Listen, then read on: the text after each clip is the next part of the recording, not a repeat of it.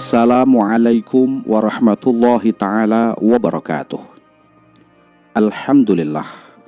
Assalatu wassalamu ala rasulillah Sayyidina wa maulana Muhammad ibn Abdillah wa ala alihi wa ashabihi wa man tabi'a hudahu wa walah, amma ba'du.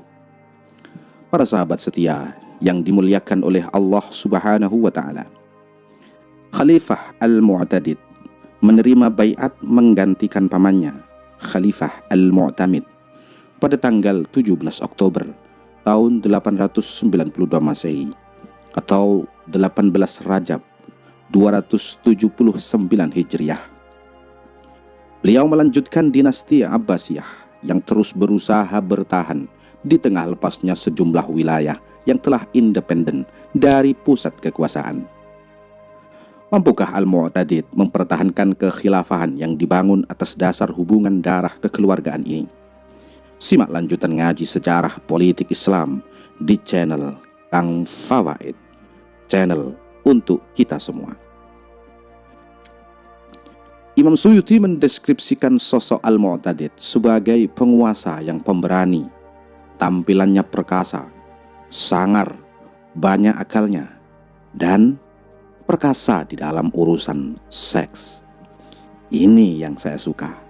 Perkasa di medan perang, juga perkasa di medan ranjang. Kalau dia marah, tanpa ampun komandan tentara pun dia perintahkan dikubur hidup-hidup. Dia juga seorang politikus ulung. Sekitar 10 hari setelah dilantik menjadi khalifah, datang utusan penguasa Mesir yang bernama Khumarawaih bin Ahmad bin Tulun, yang bernama Ibn Al-Jassas. Utusan ini membawa berbagai hadiah dari mulai emas, unta, kuda, jerapah, sampai pelayan Kasim. Tujuannya adalah untuk menikahkan putri Khumarawaih dengan anak Al-Mu'tadid yang bernama Ali. Ini adalah diplomasi tingkat tinggi, mengingat dulu bapak Al-Mu'tadid yang bernama Al-Muwaffaq berperang melawan Ahmad bin Tulun, bapak dari Khumarawaih ini. Namun, seperti dikisahkan Imam At-Tabari, Khalifah Al-Mu'tadid menolak proposal pernikahan untuk anaknya itu. Malah dia memutuskan bahwa dia sendiri yang akan menikahi putri dari Khumarawaih. Anaknya yang diincar, malah bapaknya yang kebelet pengen nikah. Wadidaw. Ini sih mirip seperti ketika kita mengincar seorang gadis, yang kena malah ibunya. Mungkin para sahabat juga ada yang seperti itu kali. Ya, tulis di kolom komentar. Nama putri penguasa Mesir itu adalah Qatrun Nada. Dia membawa 1 juta dinar pada hari pernikahannya. Ini tercatat sebagai pernikahan paling megah dalam sejarah Khilafah Abbasiyah. Bapaknya pun diangkat resmi sebagai emir yang menguasai wilayah Mesir dan Syria dengan kewajiban menyetor 300.000 dinar per tahun kepada Al-Mu'tadid, sang khalifah yang juga menantunya. Pernikahan politik ini sayang tidak berlangsung lama. Qatrun Nada meninggal tak lama kemudian. Emir Khumarawaih di Mesir dibunuh pelayannya sendiri yang merupakan selingkuhan istrinya. Anak lelaki Khumarawaih yang bernama Jaish berkuasa menggantikan bapaknya sebagai amir. Dia kemudian diturunkan dan dibunuh. Lalu emir digantikan oleh adiknya, yaitu Harun. Suasana kacau di Mesir ini langsung dimanfaatkan Al-Mu'tadid yang menancapkan kuku kekuasaannya dengan tajam. Pada tanggal 3 Maret 893 Masehi atau 10 Zulhijjah 279 Hijriah, Khalifah Al-Mu'tadid memimpin salat Idul Adha. Tapi ada yang aneh. Baik Imam Tabari maupun Imam Suyuti sama-sama melaporkan bahwa Al-Mu'tadid mengucapkan takbir sebanyak 6 kali pada rakaat pertama dan hanya mengucapkan sekali takbir di rakaat kedua, dan tidak terdengar dia menyampaikan khutbah. Ya, walaupun secara fikih itu pun juga dianggap sah salatnya, ada di dalam kitab Fathul Mu'in. Tapi walaupun begitu, yang dilakukan oleh Khalifah Al-Mu'tadid ini tentu merupakan pelanggaran fatal. Kalau di zaman all itu sudah ada medsos, bisa jadi Al-Mu'tadid bakal dibully netizen di YouTube, di Facebook, Twitter, TikTok, dan lain-lain. Akan dicerca, akan dicaci maki habis-habisan. Masa seorang khalifah tidak mengerti berapa kali takbir dalam salat Id? Kalau di zaman sekarang, netizen banyak yang nyinyir dengan seorang presiden yang kabarnya tidak fasih membaca surat Al-Fatihah saat menjadi imam salat. Lalu bagaimana dengan Khalifah Al-Mu'tadid yang malah salah dalam tata cara salatnya? Berbeda dengan jumhur ulama, dalam mazhab Hanafi, membaca Al-Fatihah itu bukan sebuah kewajiban. Bisa diganti dengan surat lainnya. Jadi kalau berdasarkan mazhab Hanafi, jangankan keliru membaca surah Al-Fatihah, tidak membaca Fatihah saja, salatnya itu tetap sah. Lantas, bagaimana dengan tindakan Al-Mu'tadid yang membaca takbir 6 kali di rakaat pertama dan sekali takbir di rakaat kedua, serta tidak menyampaikan khutbah? Adakah mazhab fikih yang mendukungnya? Masalah takbir dalam salat Id ini ada beberapa pendapat yang tercatat dalam literatur keislaman. Pertama, mayoritas ulama berpendapat jumlah takbir salat Id itu 7 kali di rakaat pertama dan 5 kali di rakaat kedua sebelum membaca surah Al-Fatihah. Inilah pendapat mayoritas sahabat Nabi, para tabi'in, fuqaha 7 di Madinah, juga Khalifah Umar bin Abdul Aziz. Begitu pula pendapat Imam Asy-Syafi'i dan Imam Malik. Yang kedua, Imam Malik juga berpendapat 7 takbir di rakaat pertama itu termasuk takbiratul ihram. Sementara Imam Syafi'i mengatakan 7 takbir itu tidak termasuk takbiratul ihram.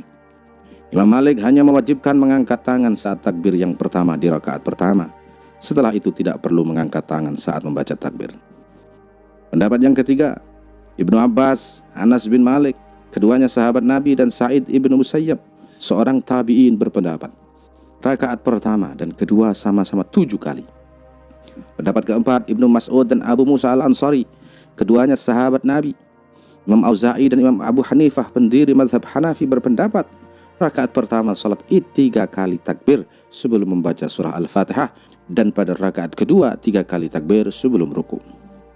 Selanjutnya pendapat yang kelima, Muhammad bin Sirin berpendapat pada rakaat pertama dan kedua membaca 4 kali takbir, tidak termasuk takbiratul ihram. Pendapat yang keenam, ada pendapat yang menyatakan 7 kali takbir pada rakaat pertama, terus membaca Al-Fatihah, lantas pada rakaat kedua membaca Al-Fatihah dan surat pendek lain, baru kemudian 5 kali takbir. Ini pendapat Hudzaifah dan Sa'id bin Al-As. Pendapat yang ketujuh, ada yang membedakan jumlah rakaat takbir pada salat Idul Fitri dan Idul Adha. Diriwayatkan oleh Sayyidina Ali bin Abi Thalib, berpendapat pada salat Idul Fitri 11 kali takbir, 5 di rakaat pertama dan 6 di rakaat kedua. Sedangkan pada salat Idul Adha 3 kali takbir pada rakaat pertama dan 2 kali takbir pada rakaat kedua. Yang dilakukan oleh Khalifah Al-Mu'tadid saat menjadi imam salat Id jelas tidak berasal dari ketujuh pendapat fikih di atas. Tapi ya, siapa sih yang berani melawan Khalifah yang sangar dan garang ini? Kesangarannya membuat dia juga dijuluki dengan Abul Abbas As-Saffah kedua. Bukan saja karena dia berhasil memimpin dinasti Abbasiyah dari jurang kehancurannya, namun Al-Mu'tadid juga mengikuti As-Saffah, pendiri dinasti Abbasiyah, yang terkenal sangar dan garang terhadap lawan-lawan politiknya. Siapa yang melakukan kesalahan di depan Al-Mu'tadid akan terkena hukuman berat. Misalnya, menurut Imam Suyuti, ada 3 pencuri kebun yang dihukum mati oleh Al-Mu'tadid. Tindakan ini tentu melebihi ketentuan pemahaman tradisional fikih jinayat yang paling maksimal hanya menjatuhkan hukuman potong tangan, bukan malah dibunuh. Tapi ya, sekali lagi, siapa sih yang berani melawan tindakan khalifah? Masa kepemimpinan Al-Mu'tadid juga ditandai dengan berbagai fenomena alam dan musibah bencana alam. Terjadi gerhana matahari, disusul badai angin, kemudian menyusul gempa bumi dengan korban 150.000 penduduk. Segarang-garangnya khalifah tentu takluk juga dengan kekuatan alam. Imam Suyuti juga menceritakan bahwa terjadi luapan air di sejumlah kota sehingga air bersih susah didapat. Penduduk tidak sanggup membeli air bersih yang harganya mendadak meningkat.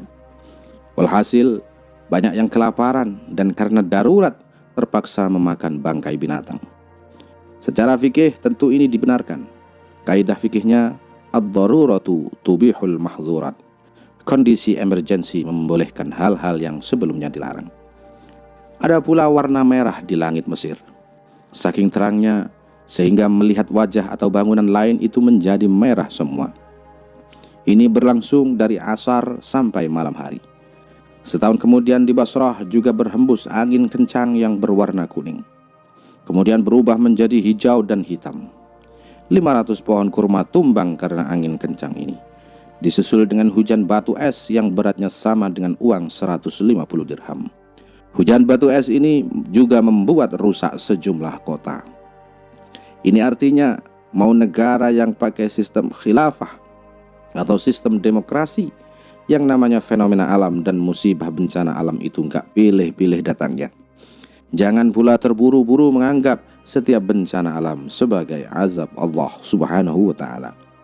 Paling penting itu kita mengantisipasi agar musibah bencana alam bisa kita minimalisasi dampak dan korbannya. Bukan lagi rahasia umum kalau Al-Mu'tadid menggemari perempuan dan bangunan, An-Nisa wal Bana. Keduanya pas dan cocok. Al-Mu'tadid membangun gedung mewah seharga 60.000 dinar di kota Buhairah. Dia tinggal di dalamnya bersama para budak wanitanya.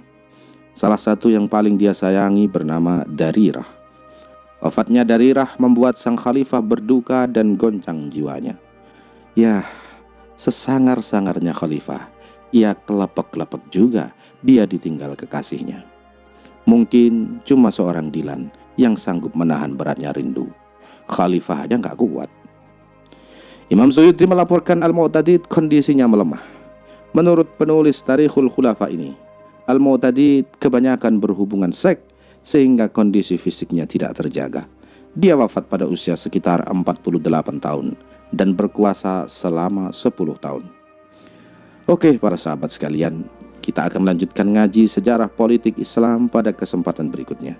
Kita akan simak apakah setelah pemerintahan alat tangan besi yang dijalankan Al-Mu'tadid yang sukses menarik khilafah Abbasiyah dari jurang kehancuran akan dapat berlanjut pada khalifah berikutnya, atau malah balik lagi ke kondisi yang kacau balau. Sabar ya, menunggu kelanjutannya. Wallahu a'lam bishawab.